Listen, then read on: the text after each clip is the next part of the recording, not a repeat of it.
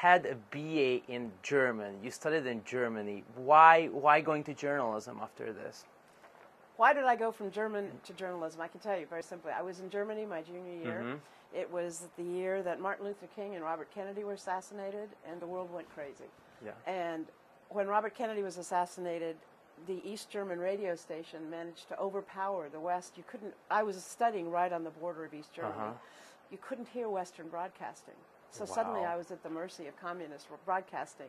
So I hitchhiked with a girlfriend to an American Army base and listened to Armed Forces radio.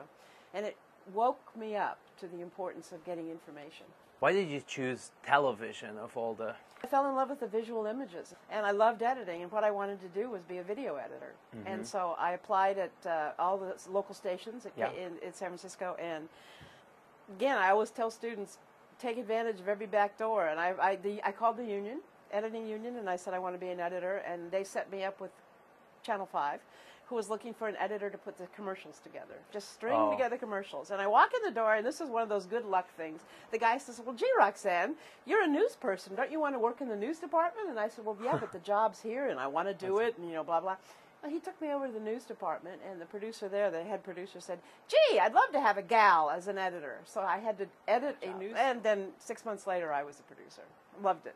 Loved producing, and that's what I stayed doing. Then you become the first field producer at NBC. Was NBC a better place to work than your first station, or did you... It was just different. It was actually very stressful because I was the only woman, and a lot of the cameramen resented having to work for a woman, a girl, and so they did things like leave Playboy on my desk and harassed me and were rude to me, would go off on shoots and not tell me where they were. Like, we'd get up in the morning and I couldn't find my camera crew. They were testing me.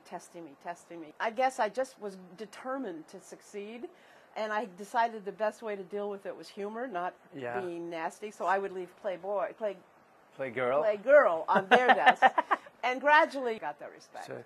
And I can't complain, but it was a hostile environment. And PBS was a wonderful experience. Again, good timing. They were looking for someone to take over their local news show. Sure. KQED actually had a very famous local news show. So I took that over and did that until they canceled it because it was too expensive. And everybody, the last show, they were all crying. It was extremely emotional, a big end of an era for KQED. And then my boss, true to form, called me in. He says, all right, you come up with a budget to do documentaries. So what we ended up doing was coming up with a plan to do, unbelievable, about 30 documentaries a year. And after the documentaries, you moved to CBS. Why? I always wanted to go to CBS, but I also tell students when you feel like you're repeating yourself and not being challenged, it's time to move on. And I realized I wasn't learning anything anymore. I had to teach myself, and I wanted to learn, and I still wanted that network experience. And I'd applied to CBS a few times, and it hadn't worked out for various reasons. And suddenly I get this call that they're looking for somebody, and I think, this is it. If I don't get it this time, I'm just going to settle into San Francisco, and that's it. I'm just going to get over this. So I went to New York, interviewed with Howard, got the job, and, you know, a typical, I just bought my condo, and a month after, I'm totally broke, and I have to move to Washington, D.C. And I loved my first 10, 15 years at CBS News, but then the love wore off. I was lucky when I started at CBS. They were still in the glory days of having a lot of money. In fact, I kept a diary because I realized this was an important time in my life, and I went back later and read it and kind of chuckled because I wrote, it's so amazing. If I have a story, it doesn't matter where in the country it is, I can go to it. I don't have to just shoot in Washington. Was it better for you to work at CBS as a woman than before in NBC? Oh, sure. The whole world had changed by then. There were a lot of women. A lot of women, producers, reporters. That wasn't even an issue anymore. Nothing. It was, you know, not a problem at all. The world had changed. You know, it'd been 10 years, so it's, you know, hopefully it had changed. It was still. You were one of the groundbreakers. Well, yeah, I guess. In journalism, especially in the last 20 years, objective journalism and media bias is a really, really big question.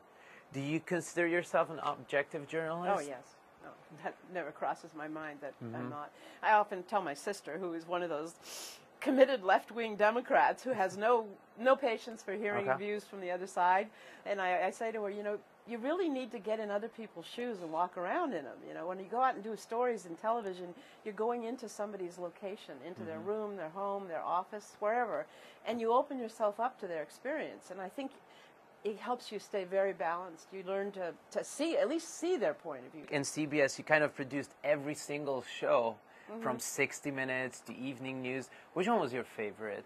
Well, I'm an evening news producer, I have to say. I spent a lot of years working with Bob Schieffer on the weekend news, and I absolutely adore Bob Schieffer. He's one of the best interviewers I've ever worked with. He's taught me so much. He knows so much, and he's such a smart reporter. What was the best thing he taught you? How to do an interview, how to listen, how to do an interview where you're not being nasty. You're trying to get hard information, but you can. 2 years at CBS. Who's counting? Yeah, and.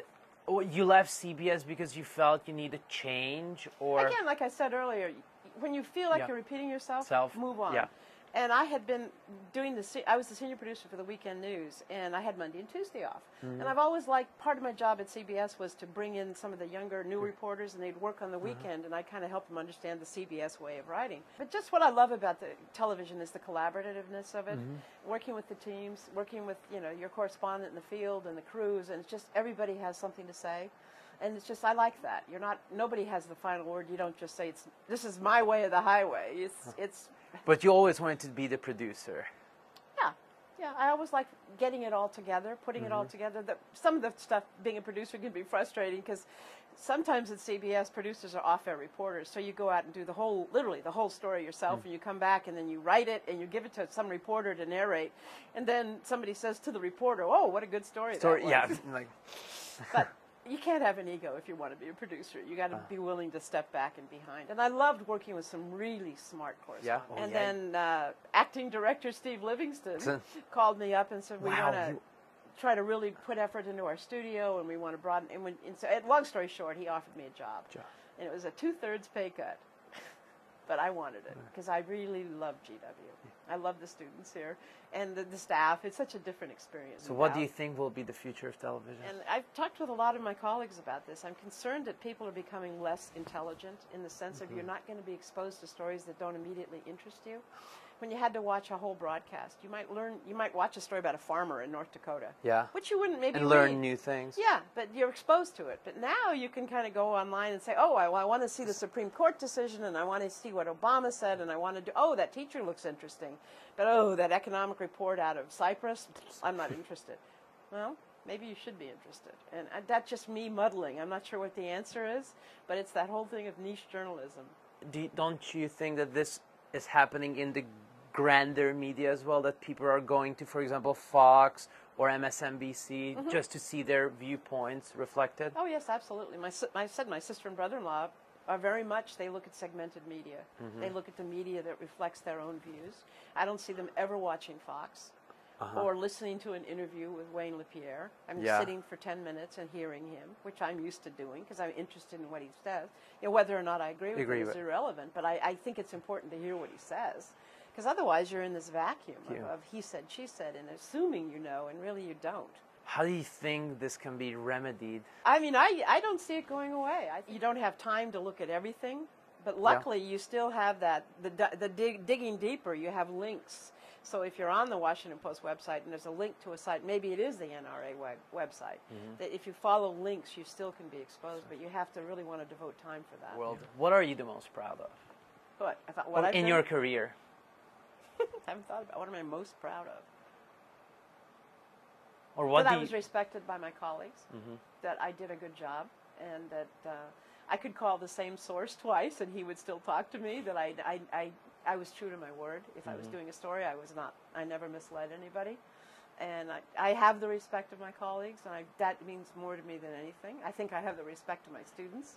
And to me, if you can't feel that self-respect, that you're doing a good job, nobody in the world is really going to say, "Oh, good job, Roxanne." But if you feel like you've earned the respect of people that you value, like when I hear someone say something nice about me, I'm always just thrilled because you don't expect it, and that's kind of the gift of a long career. But last month I had the wonderful opportunity to fly to San Francisco to pay tribute to an anchor I worked with early in my career who became a good friend. And she was, talk about trailblazer, first black woman on the air, first black anchor, just a woman who's fought everything. Dear, dear friend, loved by everyone who she's met. And the tributes just poured out to her, including something from Obama.